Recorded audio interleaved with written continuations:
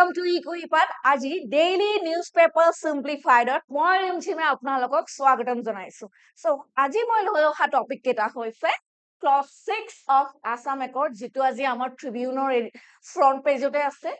Then India Singapore relation then other facts. Okay. So start korar agote eta beautiful quote apnalokor karone loi ahisu. Do one thing at a time. And while doing it, put your whole soul into it to the exclusion of all else. And who said this? Swami Vivekananda.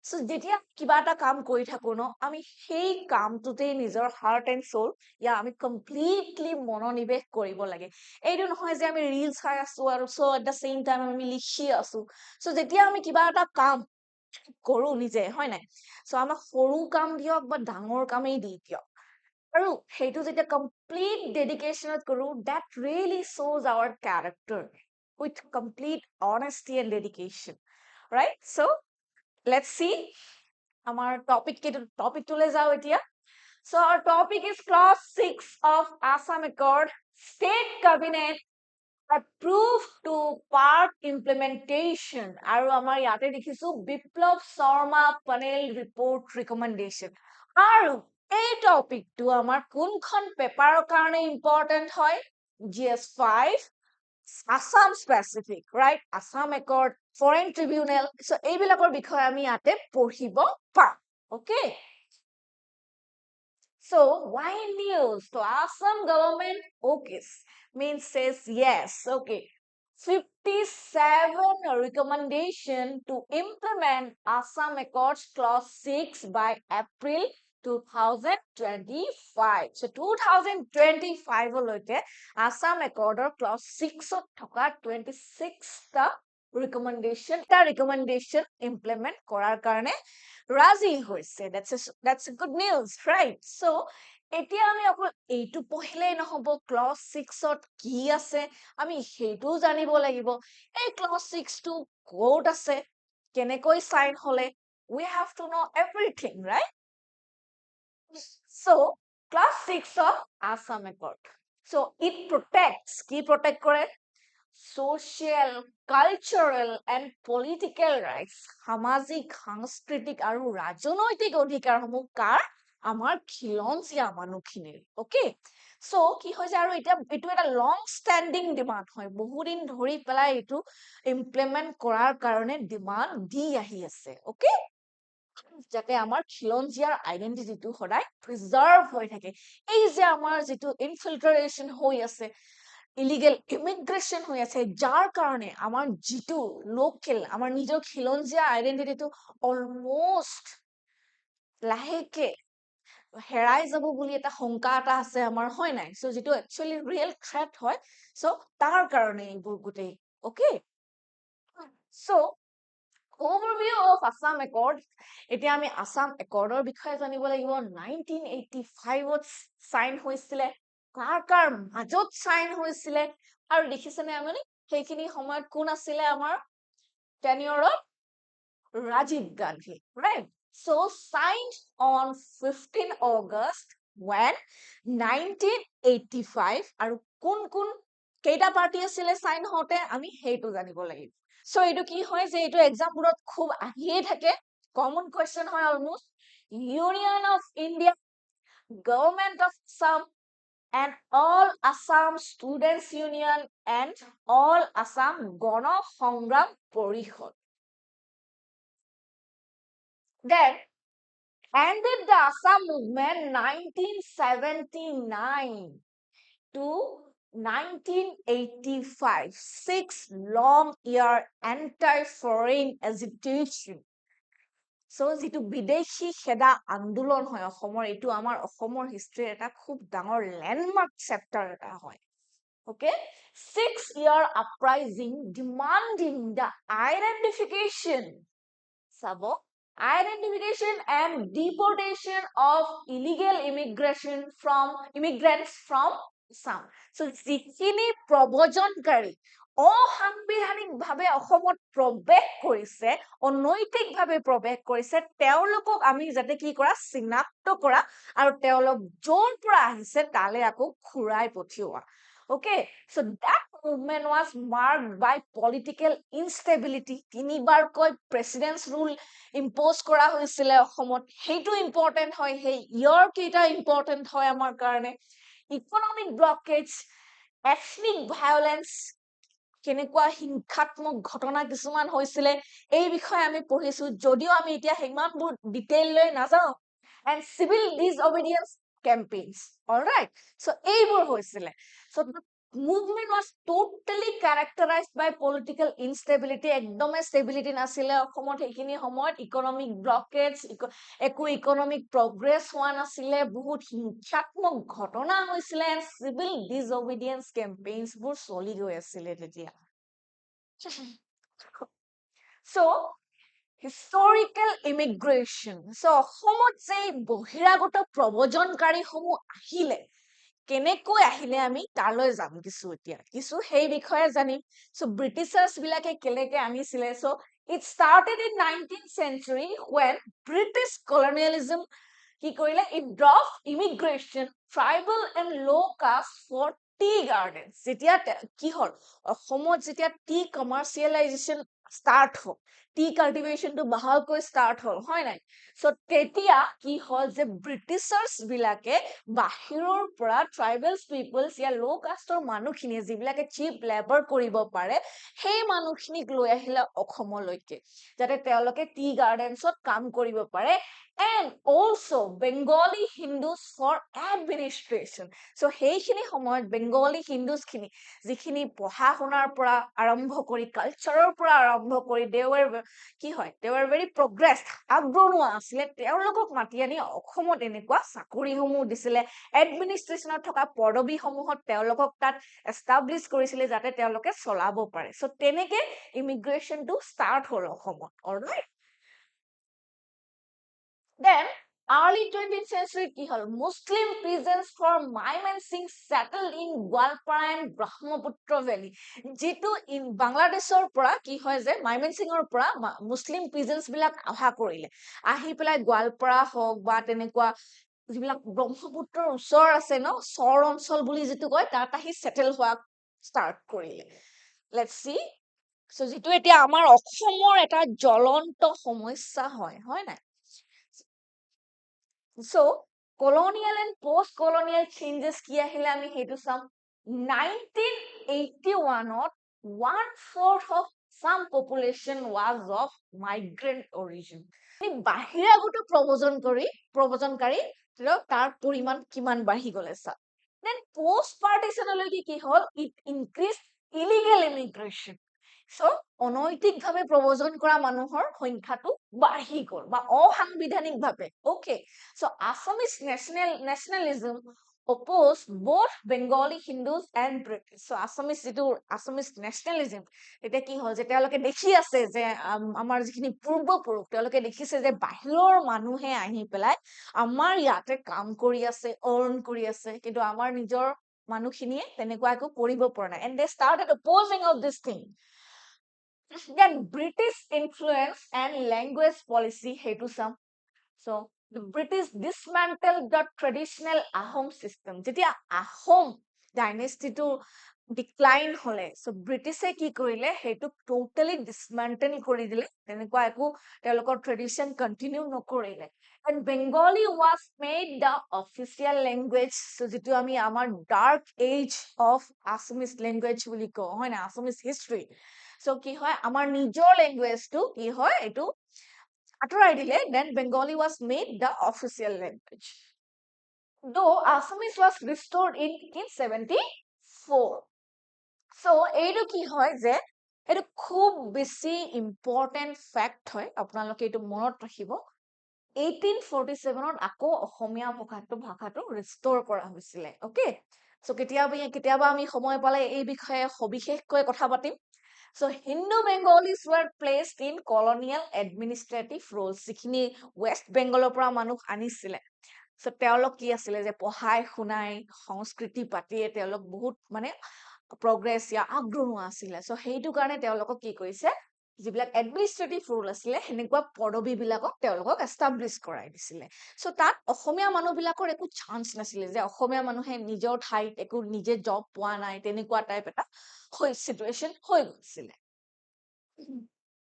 So কেনেকুৱাকে migrants to বাঢ়িলে আমি চাই যাও by 1891 migrants made up 1/4 of Assam's population আমি already পঢ়িলো and Assamese nationalists sought to reclaim position from Bengali Hindus finally gradually Assamese started to realize that no আমাকো এই পদবীবোৰ লাগে আমি even we also deserve this তেনেকে ভাবিব start কৰিলে Then Bengali Muslim settlement to south যিবিলাক Bengali Muslim asle they were mainly cultivators kheti korisile and were encouraged to chattel and didn't conflict with the Assamese okay so tate teloke eku conflict nasile teloke ahi pelai kaam korisile mainly teloke ki kore চৰ অঞ্চল বিলাকত গৈ বসতি স্থাপন কৰিলে খেতি কৰা কৰিলে তেনেকৈ right then post partition immigration to চাও আমি so 1947 ৰ পৰা 1951 লৈকে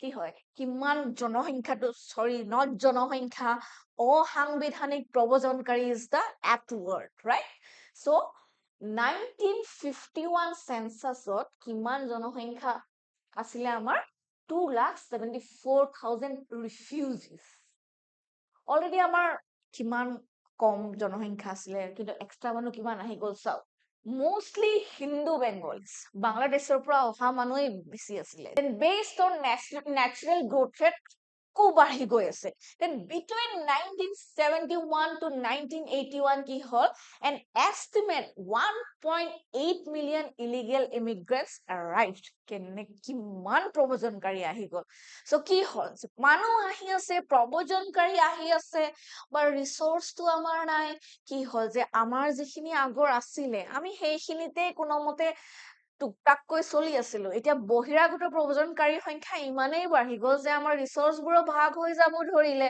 হয় নাই সো কনফ্লিক্ট হবই তেতিয়া Then, so, এইখিনিতে আমাৰ Pursuit 365 বুলি এটা program launch কৰিব ওলাইছো আমি এইটো আমাৰ এটা year long test series হয় আৰু ইয়াত আপুনি কি features পাব এইটো চাওক MCQ test আমাৰ 52 টা আছে descriptive test extra আছে some specific আছে ethics আছে আৰু আপুনি extra কে essay course ল'ব পাৰিব ইয়াৰ লগতে যদি আপুনি complete package টো নলও বুলিও ভাবে আপোনালোকে separate কে MCQ টো লব পাৰিব বা descriptive টো পাৰিব সামটোও পাৰিব বা যদি আপোনালোকে ভাবে যে essay টো লব লগা আছে test series মই essay I need to work a lot তেনেকুৱাকে সো আপোনালোকে হেইটো program pursue কৰিব পৰাকেও এইটো সুবিধা কৰি দিয়া হৈছে সব কেনে holistic program এটা এইটো হয়নে সো আপোনালোকে যদি 25 ৰ এক্সামৰ কাৰণে প্ৰিপেয়াৰ কৰি আছে কাইন্ডলি ভাবি চাবচোন আৰু সবিশেষ যদি জানিব বিচাৰে আমাৰ ওয়েবসাইটত গৈ পেলাই ভিজিট কৰিব পাৰে ইয়া তলত দিয়া নাম্বাৰ আপোনালোকে কল কৰিব পাৰে So now legal framework for immigration and citizenship so ইয়াতে আমি দুখন এক্টৰ বিষয়ে পাম the Foreigners Act 1946 and the Citizenship Act 1955 সাবৰে এই এক দুখনৰ নামটো এনেই মেনশন কৰা নাই আজিকালি এনেকুৱা কোৱেশ্চন অহা খুব দেখিবলৈ পোৱা গৈছে অপচন এ দি প্লাই দিব the Foreigners Act or something যেটো খুব বেছি ইম্পৰ্টেন্ট হয় then option 2 দি দিব আপোনাক year 2 then match the following so কি হল যে after partition immigrants or যেটো identify কৰা criteria your refugees your citizens কোন হল that were determined by these two acts okay that আহিলে কি us had the unique national register of citizens আমাৰ NRC আছে and based on the 1951 census unlikely any other Indian states so baki states ot nai kintu Assamot sile tetia so kunkhini amar Assamor original bakhinda hoy Assomor original manu hoy tenekuake hoy ne so geographical context so at that time heikhini samoyot ki asile je Assamot ki kungikhon state ekeloge asile Arunachal Pradesh Nagaland, Mizoram and Meghalaya. Kintu Manipur and Tripura agor price separated asle. But excluded Manipur and Tripura. Then foreigners tribunals বিষয়ে অলপ জানো ইয়াতে. So after the 1961 census, so কিমান infiltration দেখিলো আমি ইয়াতে হয়নে? So 2,20,000 infiltration from East Pakistan were estimated in Assam. So কি হয় যিখিনি আমাৰ East Pakistan mean এতিয়াৰ বাংলাদেশ.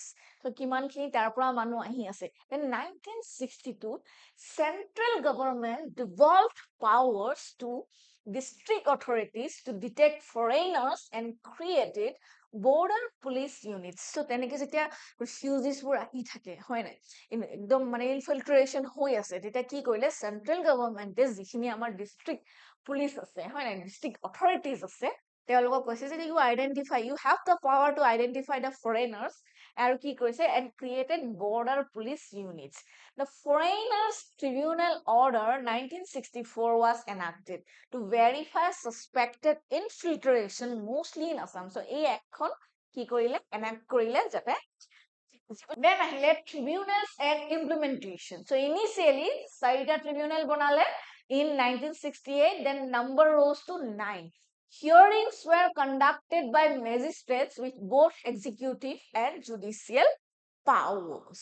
Okay, so কি হয় যে in case কোনোবা suspected তেনেকুৱা অসাংবিধানিকভাৱে প্ৰৱেশ কৰা প্ৰব্ৰজনকাৰীৰ বিষয়ে কোনোবাই গৈ পেলাই ৰিপৰ্ট কৰিলে so এই হিয়াৰিং বিলাক কোনে মেজিষ্ট্ৰেটে শুনিছিলে বা মেজিষ্ট্ৰেটে চাইছিলে so তেওঁৰ কি আছিলে both executive and judicial power টো আছিলে okay then suspected infiltration were often illiterate. So obviously কোনো rich या settled মানুহ তেনেকে নাহে unless and until তেওঁলোকৰ নিজৰ জীৱনক লৈ একো শংকা নাথাকক কেলে so তেওঁলোক অশিক্ষিত আছিলে supported legally by landowners who benefited from their labor cheap laborত যদি তেনেকুৱা মানুহ পায় so তেওঁলোকক ৰাখি থৈ দিয়ে তেনেকুৱাকে হয় নাই so oral affidavits and inclusion in electoral rolls were the key criteria for citizenship so এটা oral affidavit and electoral rolls তেওঁলোকৰ নামটো থাকিব লাগিব voting list right so তেনেকে তেওঁলোকে citizenship পাই গৈছিলে so closure of the tribunals 1972 so these tribunals were shut down in 1972 after infiltrates were supposedly caught and due to improved relations with Bangladesh post 1971 war 1971 কি হৈছিল Bangladesh liberation war East Pakistan হয় নাই so Bangladesh যেতিয়া কি হল পাকিস্তানৰ পৰা যেতিয়া নিজৰ ইন্ডিপেন্ডেন্স পাই গল so they were liberated আৰু ইন্ডিয়া আৰু বাংলাদেশৰ লগত কি হল obviously India they we helped them right so India Bangladeshৰ relation improved হল আৰু mostly কি হল তেওঁলোকে কি হয় যে যিবিলাক এই প্ৰব্ৰজনকাৰীসমূহ আছিলে তেওঁলোক মোষ্টলি ধৰা পৰিলে আৰু সেইখিনি সময়ত যেহেতু বৰ্ডাৰ পুলিচো আছিলে আৰু তেওঁলোকক নিজৰ কাণ্ট্ৰিলৈকে ডিপৰ্ট কৰি পঠোৱা হ'ল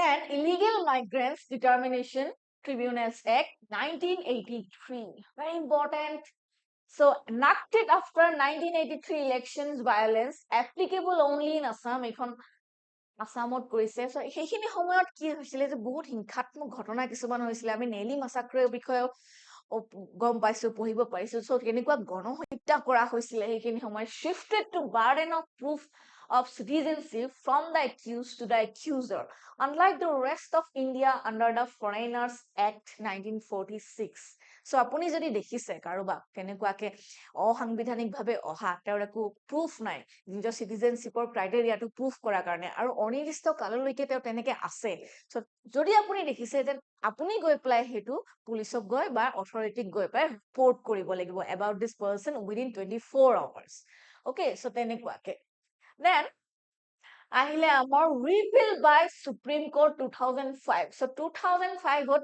এই এক্টটো কি হয় repeal কৰি দিলে আকৌ then IMDT Act was struck down as unconstitutional in 2005 after a public interest litigation by Sarbananda Sonowal. Then government passed the Foreigners Tribunal for Assam Order 2005, but it was also set aside by Supreme Court in 2006. Ako foreigner tribunals to store korisile, but etu ako Supreme Court struck down kori dile. Then আহিলে আমাৰ মংগলদৈ বাই ইলেকশ্যনৰ কথা 1979 okay, a by election was triggered by the death of Mongoldoy MP. So the death of the Mongoldoy MP নাম কি আছিলে আমাৰ Khargeswar Talukdar. He was the first martyr in Assam movement, right? So their death hole আৰু কি হ'ল যে electoral rolls were revised and 47,000 doubtful names were reviewed. So তেতিয়া যেতিয়া তেওঁলোকৰ মানুহজনৰ মৃত্যু হ'ল ন, তেতিয়া বহুত বেছি এনেকুৱা ক্লেছ হৈ গ'ল আৰু যেতিয়া ভোটিং লিষ্টটো চালে তাত কিমান বেছি ডাউটফুল নেম এন্ট্ৰি কৰা আছিলে সেইটো কথা ধৰা পৰিলে. অ'কে, চ'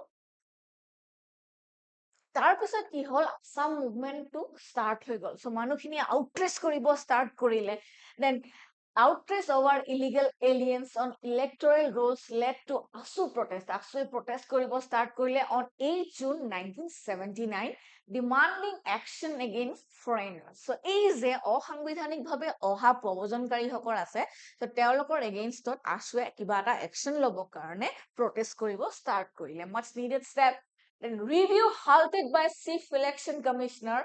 মংগলদৈ লিষ্ট আনৰিলিষ্ট, কিন্তু কি হ'ল যে এই লিষ্টখন তাৰপিছত তাতে ষ্টপ কৰি দি দিলে. অ'কে, এই ৰিভিউ নকৰো বুলি পেলাই এইটো তেওঁ ষ্টপ কৰি দি দিলে. কেনচেলড আফটাৰ দ্য লোক সভা dissolved in August 1979 and it was totally halted or cancelled, right? Then Assam movement and government transition.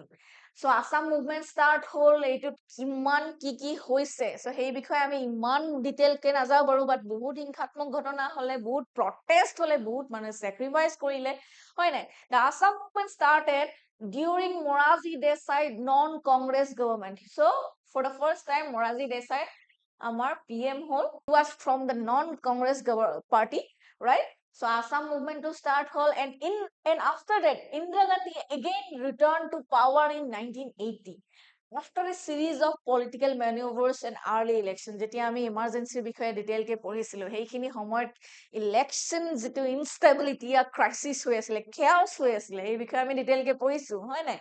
So আকৌ ইন্দিৰা গান্ধী পাৱাৰত আহিলে, দেন তাৰ পিছত কি হল 1980 election disrupted in Assam, and in 1984 election delayed and held with the 1985 Assam Assembly polls. Then Assam Assembly polls start hall, and Indira Gandhi negotiate koribo try korile, but after a few days she was assassinated.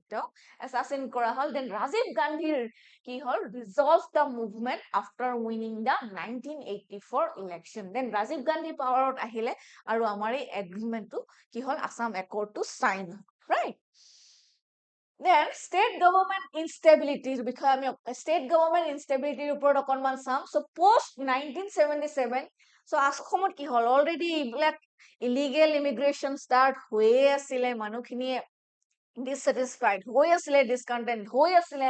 then কি হল, Assam saw the unstable government with frequent changes.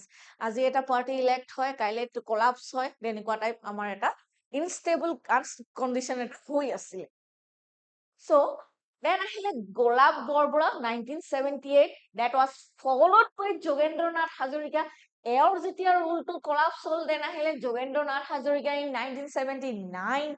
Then obviously president, for the first time president rule was enacted in Assam ketia 1979, very important.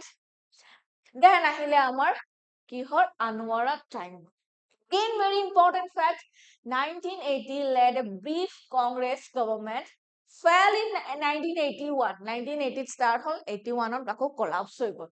Then ahile Keshab Chandra Gogoi's government, that was also collapsed and leading to more president rule. Ako president rule imposed kora hol. Then 1983 election. So elections were boycotted by the movement leaders and opposition and marked by violence. খুব বেছি হিংসাত্মক ঘটনা কিছুমান হলে. So Congress owned and Hiteshwar Hoikia became the chief minister. But the assembly was dismissed in 1985. Ako dismissed হৈ গল as a part of Assam Accord. The movement leaders won the 1985 election.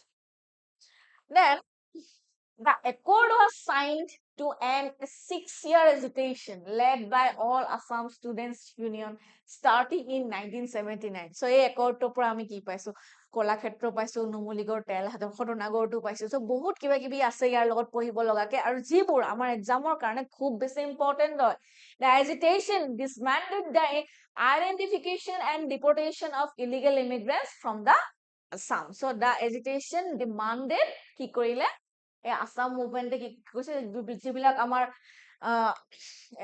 Illegal ইমিগ্ৰেন্টস আছে তেওঁলোকক চিনাক্ত কৰা আৰু ডিপোৰ্ট কৰিব কাৰণে after that cut off date kiman disile so midnight 24th March 1971 another important fact it was established as the cut off for detecting the illegal foreigners in Assam tar agot oha manukhini ami ki korim je amar illegal immigrants boli sinakto korim aru telokok deport korim the original demand was to identify and deport migrants who entered Assam illegally after 1951 it original demand to asile কি কি 1951 or আগত অহা মানুহখিনিকে মানে deport কৰাৰ কাৰণে কিন্তু এইখিনি লৈকে কাট অফ ডেটটো ডিসাইড কৰা হৈ গল দেন আহিলে আমাৰ বিপ্লৱ কুমাৰ শৰ্মা কমিটি এই কমিটিটোৱে কি কৰিলে সো চাও কি কি ৰিকমেন্ড কৰিছে যেহেতু আজি নিউজত আছে আমাৰ এই বিষয়ে আৰু that's a very important topic so 1951 is proposed as the cut-off date to define Assamese people so 1951 or পৰা যিখিনি মানুহ আছে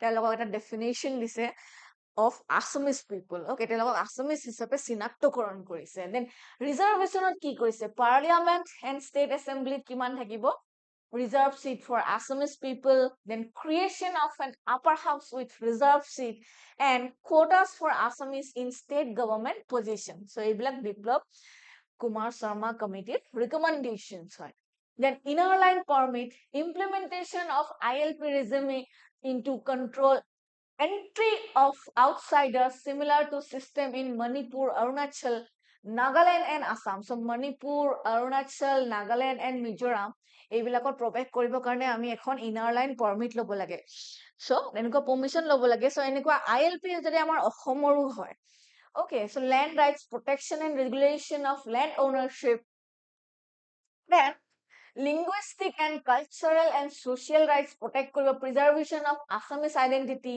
then protection of the state's natural resource and biodiversity Assam natural resource and biodiversity to সংৰক্ষণ কৰাৰ কাৰণে recommendation কৰিছিলে so these are the recommendations of Biplab Kumar Sharma committee so eketa amar scanner hoy apnaloke jodi amar APSC CC foundation course or বিষয়ে জানিব বিচাৰে scan কৰিলে হবিশেষ জানিব পাৰিব then daily free open mock test then APSC CC crash course jitu amar recently start hoise so let's move কি হল এতিয়া আমাৰ second আৰ্টিকেলটো লৈকে আহিছো India Singapore MOU on semiconductor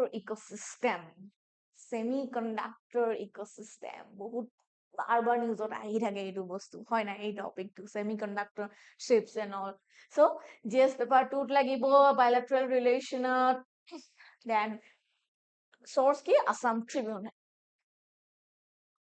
then let's see India and Singapore have signed a memorandum of understanding to enhance cooperation in the semiconductor ecosystem. So, আমি এই picture-টো দেখিছো আমাৰ মৰি ডাঙৰীয়া Singapore visitor কথা. Let's see more. So, objective কি হয়? Partnering with Singapore's robust semiconductor ecosystem. So, Singapore যেটো semiconductor system আছে, foundation আছে, হয় নাই? So, বা ecosystem আছে, তাৰ লগত আমাৰ এটা partnering হোৱাটো যাতে কি হয় it may expand to India লগতো India semiconductor ক্ষেত্ৰটো যাতে এটো প্ৰকৃত উন্নতি হয় হয় নাই so building resilient supply chains through collaboration বিভিন্ন collaboration হয় যাতে তেওঁলোকৰ লগত so হেটোৱে হল object then broader India Singapore cooperation বিষয়ে চাও so Singapore and India share strong historical ties with modern relations taking shape post Singapore's independence in 1965 so Singapore was colonized by British Japanese Malaysia right so jetia Singapore in 1965 got independence pale India was the first country to recognize it right so then the strategic partnership was formalized during PM Modi's 2015 visit. So তেওঁ যেতিয়া 2015 visit কৰিলে তেতিয়া আমাৰ এটা strategic partnership form হৈছিলে. Then the relationship continued. Okay, and it's to be bolstered through high-level exchanges and platforms like India-Singapore Ministerial Roundtable, তাত য'ত important connectivity, infrastructure, mutual shared concerns, এনেকুৱা issuesবোৰ discuss হয়. So সেইটো কি হ'ল, সেইটো আকৌ bolster হ'ল, আকৌ বেছি সেইটো strong হৈ গৈ থাকিলে.